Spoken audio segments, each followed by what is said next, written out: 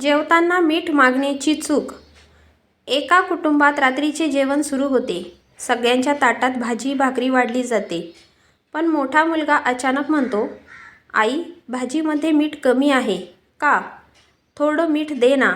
आई शांतपणे त्याच्यासमोर मीठ ठेवते. त्या रात्रीनंतर घरात छोट्या छोट्या गोष्टीवरून वाद सुरू होतात. वडील म्हणतात, जेवताना मीठ मागणं अशुभ मानलं जाते.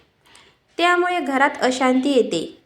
मुलाला ते सुरुवातीला अंधश्रद्धा वाटतं, पण काही महिन्यात घरात आर्थिक अडचणी वाढू लागतात.